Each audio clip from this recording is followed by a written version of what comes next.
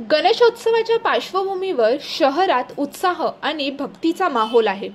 याच अनुषंगाने कादराबाद भागात 12 फूट भव्य मातीच्या गणपतीची स्थापना करण्यात आली आहे। ही मूर्ती भाविकांचे विशेष आकर्षक ठरत आहे। या गणपती मूर्तीची खासियत म्हणजे ती पूर्णपणे काळ्या मातीपासून तयार केलेली इको फ्रेंडली मूर्ती असून ती छत्तीसगड राज्यातील रायपूर येथून खास बनवून आणण्यात आली आहे। पर्यावरणपूरक दृष्टिकोन ठेवत विघ्नहर्ता गणेश मंडळाने ही मूर्ती उभारली आहे। मंडळाचे पदाधिकारी सूरज वाळेकर यांनी सांगितले आहे की शहरात दरवर्षी गणेशोत्सव मोठ्या जल्लोषात साजरा केला जातो। यावर्षी आम्ही 12 फूट इको फ्रेंडली गणपतीची मूर्तीची स्थापना करून पर्यावरणाचा संदेश देण्याचा प्रयत्न हा केला आहे। गणेशोत्सवाच्या सुरुवातीपासूनच भाविकांची मोठी गर्दी या मंडपात होत असून आकर्षक सजावट, रोषणाई आणि भव्य मूर्ती यामुळे कादराबाद भागातील हा मंडप चर्चेचा विषय ठरला आहे। भाविक हे भावपूर्ण दर्शन घेत असून त्या मूर्तीच्या भव्यतेने आणि पर्यावरणपूरक संदेशामुळे सर्वांचे लक्ष देखील वेधले जात आहे। गणेशोत्सव काळात विविध सांस्कृतिक व सामाजिक उपक्रम राबवण्याचाही योजना शहरातील भक्तांसाठी हा मंडप एक आकर्षणाचे केंद्र ठरत आहे।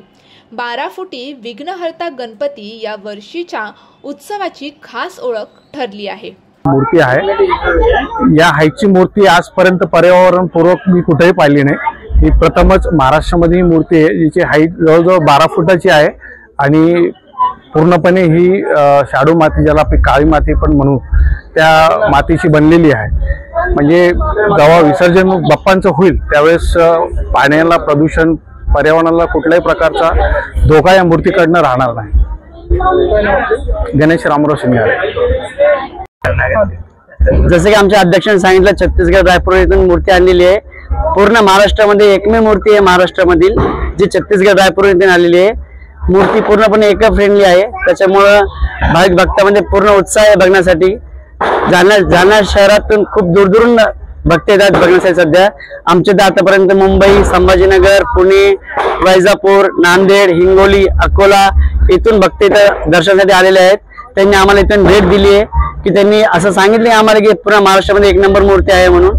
अशी मूर्ती पूर्ण महाराष्ट्रामध्ये कुठं सध्या स्थापन झालेली नाहीये आणि छत्तीसगड म्हणून इथं आणायला आम्हाला कमीत कमी त्याला 36 तास लागलेत। आम्ही 3 दिवसाच्या प्रयत्नानंतर जालन्यामध्ये दाखल झाली आहे मूर्ती आणि आम्ही जेव्हा आगमन सोहळा केला 25 तारीखला तेव्हा उत्स्फूर्त असा प्रतिसाद आम्हाला भक्तांचा मिळाला आहे।